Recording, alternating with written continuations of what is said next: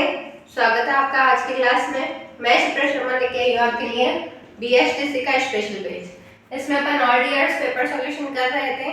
2019 का पेपर अपना चल रहा था।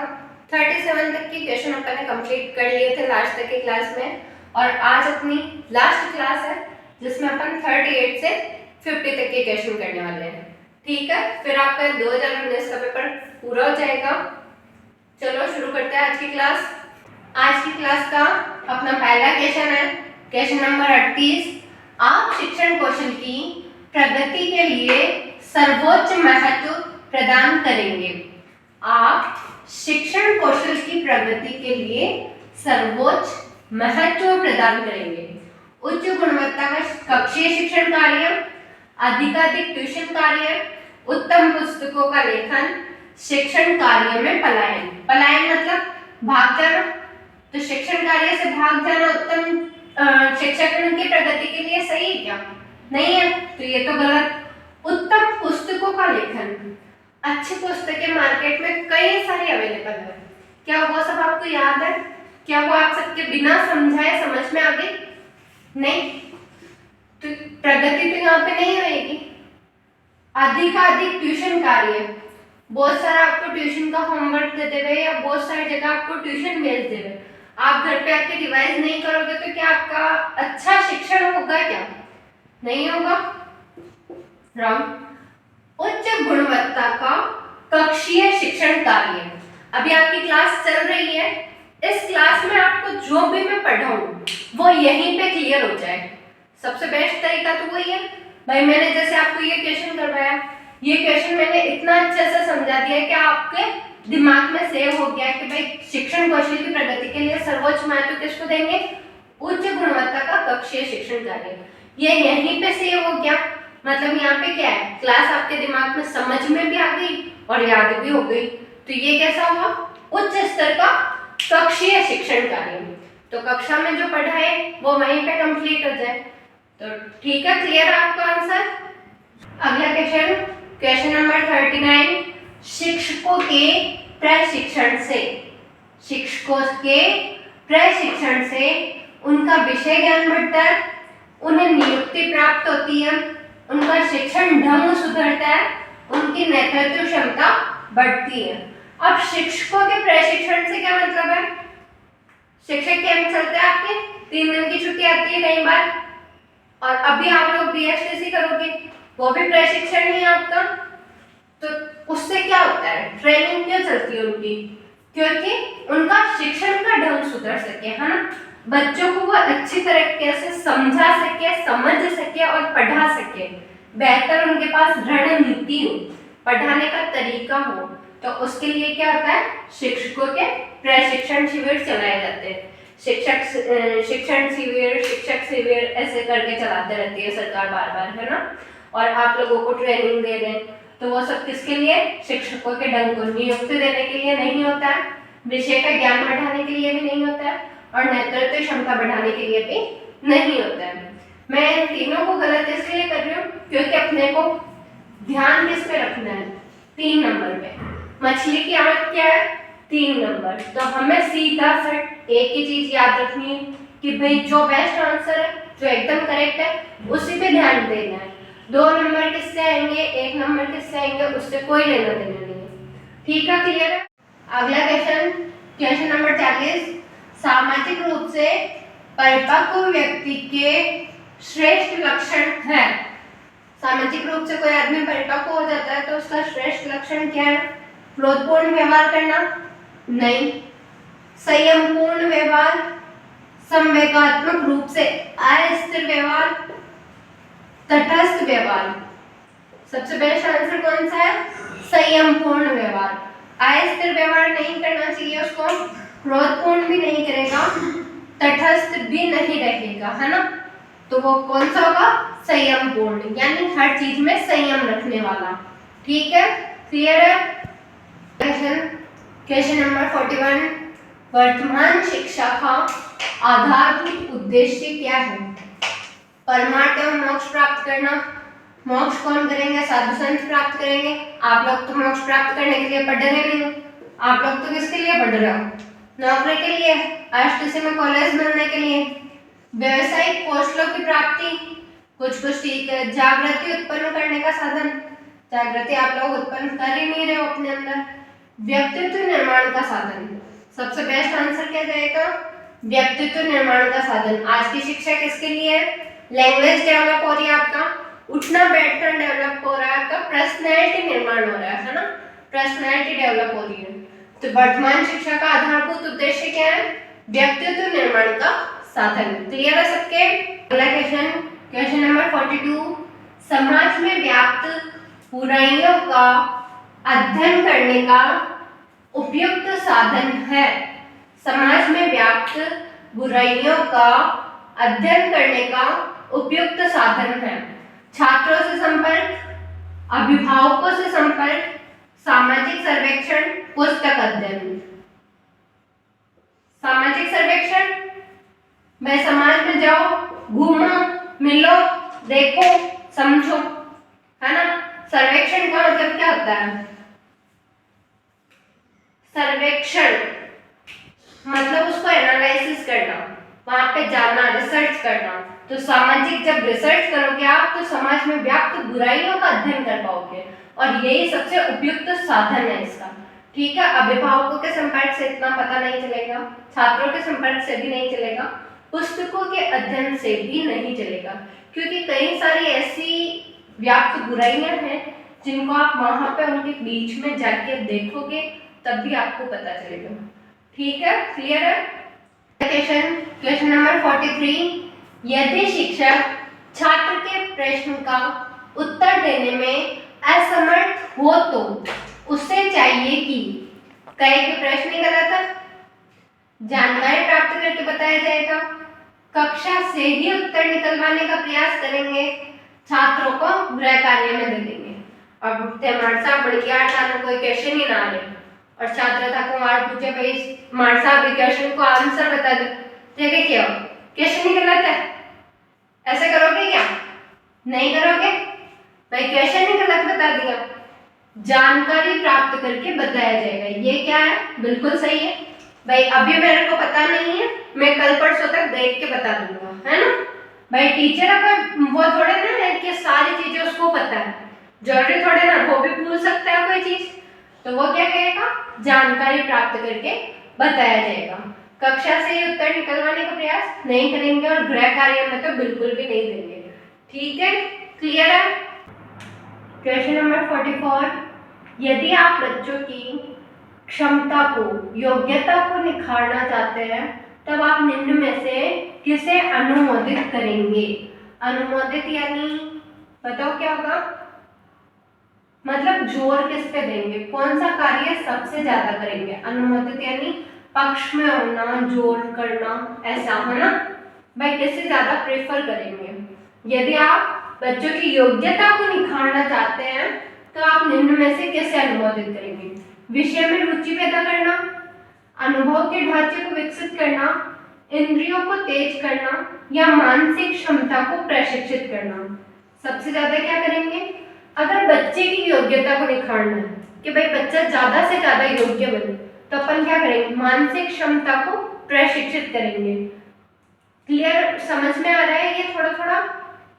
योग्यता को निखारना है भाई, आप मैथ में भी अच्छे हो, आप साइंस में भी अच्छे हो, आप डेली एक्टिविटी में भी अच्छे हो, आपकी पर्सनैलिटी भी अच्छी हो, उसके लिए क्या करेंगे, मानसिक क्षमता को प्रशिक्षित करेंगे। आपके माइंड को ज्यादा से ज्यादा चीजों में लगाएंगे। आपको खेल कूद एक्टिविटी करवाते हैं, भाषण करवाते हैं, नाटक करवाते हैं, डांस करवाते हैं, है ना, गाना करवाते हैं, अलग अलग एक्टिविटीज, ओनली पढ़ाते थोड़े ना है।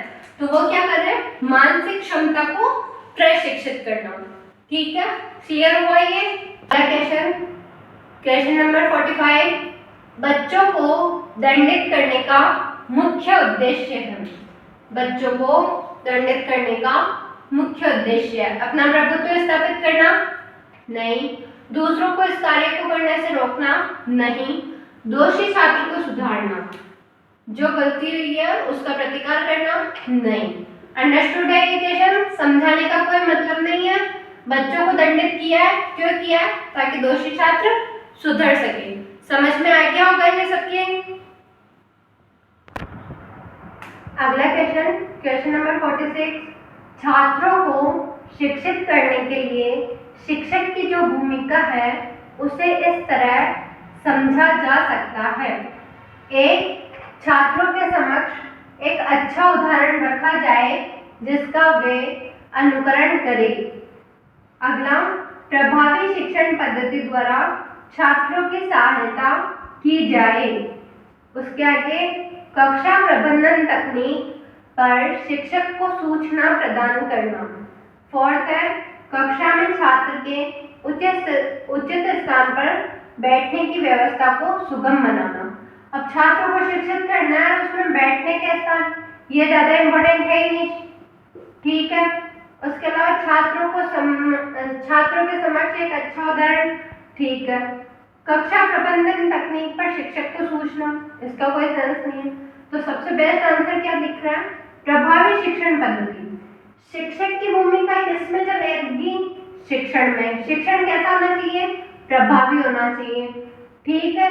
और छात्रों को क्या करना है? शिक्षित करना है। शिक्षित करना है तो प्रभावी शिक्षण पद्धति से छात्रों की सहायता की जाए। क्लियर है सबके? अच्छा उदाहरण से पूरा नहीं समझा सकते अपन। अच्छा उदाहरण किसके अंदर इंक्लूड है? प्रभावी शिक्षण के अंदर, इसलिए ए ऑप्शन नहीं किया, बी किया, क्योंकि छात्रों के समक्ष एक अच्छा उदाहरण प्रस्तुत किया जाए तो अच्छा उदाहरण प्रभावी शिक्षण पद्धति में आता है, तो ये सेकंड ऑप्शन करेक्ट होगा। क्लियर है सबके? अगला क्वेश्चन, क्वेश्चन नंबर 47, जो छात्र कक्षा में प्रश्न पूछते हैं उन्हें कक्षा में प्रश्न करते रहने के लिए प्रेरित करें, कक्षा चर्चा में भागीदारी के लिए प्रेरित करें, स्वयं से स्वतंत्र रूप से उत्तर ढूंढने के लिए प्रेरित करें, छात्रों से कहें कि वे शिक्षक से कक्षा के बाहर मिले। धमकी दे देनी है ना कि भाई हाँ बाहर न मिल जाए, तू ऐसे करोगे क्या? बाहर मिलना तो तूने क्वेश्चन कैसे पूछ लिया मेरे से, नहीं करोगे? स्वयं से स्वतंत्र रूप से उत्तर, हाँ जो तू क्वेश्चन कर रहे हो तो तू ही उत्तर संभाल ले, मैं क्यों बताऊं चलो उत्तर, यहाँ कहो नहीं। टीचर बनने के बाद ऐसे करोगे? हो गया उठपटांग काम, नहीं करोगे। कक्षा चर्चा में भागीदारी के लिए प्रेरित करें, ये कुछ ठीक है, लेकिन कक्षा में प्रश्न करते रहने के लिए प्रेरित करें। सबसे बेस्ट आंसर क्या है कि जो छात्र कक्षा में प्रश्न पूछते हैं उन्हें कक्षा में प्रश्न करते रहने के लिए प्रेरित करें। भाई उत्तर बताते जाए और उनसे कहे वेरी गुड, आगे भी ऐसे ही क्वेश्चन पूछते रहना, है ना, क्योंकि बच्चे क्वेश्चन पूछेंगे तो क्या होगा? कॉन्सेप्ट क्लियर होता जाएगा, उनके क्लियर होती जाएगी चीजें, ठीक है। समझ में आया सबको? क्लियर है? अगला क्वेश्चन, क्वेश्चन नंबर 48, पढ़ाते समय शिक्षक द्वारा उदाहरण देने का कारण है। मैं आपको पढ़ाती हूँ, बीच बीच में उदाहरण देती हूँ, उसका कारण क्या है भाई? पाठ को लंबे समय तक खींचा जा सके, आप बढ़िया टाइम पास कर सको, बढ़िया छात्रों का ध्यान आकर्षित करने के लिए, आप मेरी बात सुनते रहे, इसके लिए पाठ की व्याख्या करने के लिए, मैं आप लोगों को पाठ कॉन्सेप्ट अच्छे से क्लियर करवा सकूं, इसके लिए, या पाठ को रुचिकर बनाना। देखो ये वेरी कंफ्यूजिंग क्वेश्चन है, जब आप एग्जाम में पढ़ोगे तो आपका क्लियर नहीं होएगा, इसलिए ध्यान से पढ़ लेना। यहाँ पे मैंने आपको समझा के बोला तो हो सकता है मैक्सिमम का क्लियर हो गया हो। भाई पाठ की व्याख्या करने के लिए शिक्षक क्या करेगा? पढ़ाते समय बार बार उदाहरण देगा, ठीक है। लंबे समय तक ध्यान खींचा जा सके उसके लिए नहीं करता है वो, आपके पास हो सकता है फालतू टाइम हो, टीचर के पास नहीं होता है। छात्रों का ध्यान आकर्षित करने के लिए उसे कोई लेना देना नहीं है। पाठ की व्याख्या करने के लिए यह बिल्कुल सही है कि भाई आपको जो वो पढ़ा रहा है पाठ वो बहुत अच्छे से समझ में आ जाए, उसमें कोई डाउट ना रहे, है ना, आपके सारे कॉन्सेप्ट क्लियर हो, इसलिए पाठ की व्याख्या करने के लिए वो बार बार आपको बीच बीच में उदाहरण देता है। रुचिकर बनाना, यह ज्यादातर हमारे को कोई मतलब नहीं है कि भाई आपको इसमें रुचि आ रही है नहीं आ रही है, मेन टारगेट है पाठ की व्याख्या करना, ठीक है। क्लियर है सबके? हाँ भाई अगला क्वेश्चन। अच्छा अगले क्वेश्चन से पहले ये सुनो, पिछला क्वेश्चन मैंने आपको समझाया है ना, उसमें मैंने 3 को साफ रॉन्ग करवाया आपको। क्यों करवाए? ताकि आप एग्जाम में कोई गलती नहीं करो। टीचर बेशक आपका ध्यान आकर्षित करने के लिए उदाहरण देगा, पाठ को रुचिकर बनाने के लिए भी वो उदाहरण देगा, और भी जो एक्टिविटी साथ में लेके चल सके ना, इसके लिए वो करता है ना। लेकिन मेन पर्पज क्या होता है उसका? व्याख्या करवाना। इसलिए मैंने आपको पिछले जो क्वेश्चन में 3 ऑप्शन डायरेक्ट नेगेटिव करके कटवाए।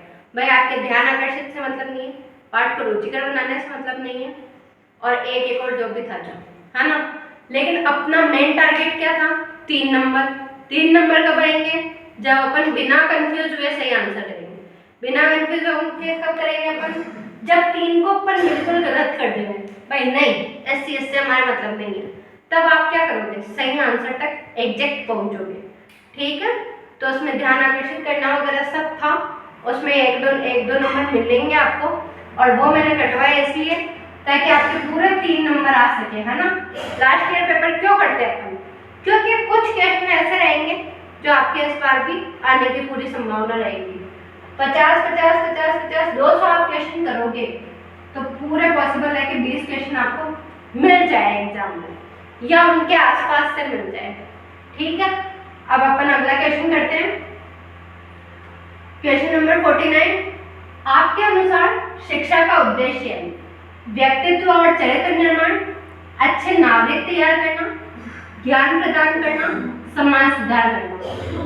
भाई व्यक्तित्व और चरित्र का निर्माण हो जाएगा तो अच्छे नागरिक भी बन जाएंगे, ज्ञान भी प्रदान हो जाएगा, और समाज का सुधार भी हो जाएगा। तो तीनों ऑप्शन किसमें इंक्लूड है? इस फर्स्ट ऑप्शन में। ठीक है, व्यक्तित्व और चरित्र निर्माण शिक्षा का उद्देश्य है। क्लियर है सबके? कोई डाउट है? 3 अगला क्वेश्चन, लास्ट क्वेश्चन है ना, 2019 का पेपर अपना यहाँ पे खत्म है भाई। आई होप आपको पूरा अच्छे से समझ में आया हो। लास्ट क्वेश्चन देखो, आपके विद्यालय के अधिसंख्यक शिक्षक आपको विद्यालय का शिक्षक सचिव बनाना चाहते हैं। आपको अपने पर विश्वास नहीं है, आप क्या करेंगे? क्या करना चाहते हैं? आपके अधिसंख्यक यानी जो स्टाफ आपका, मान लो 15 का स्टाफ है, तो 15 में से आपको 12-13 जने शिक्षक सचिव बनाना चाहते हैं। तो पर आपको अपने ऊपर विश्वास नहीं है, आप क्या करोगे?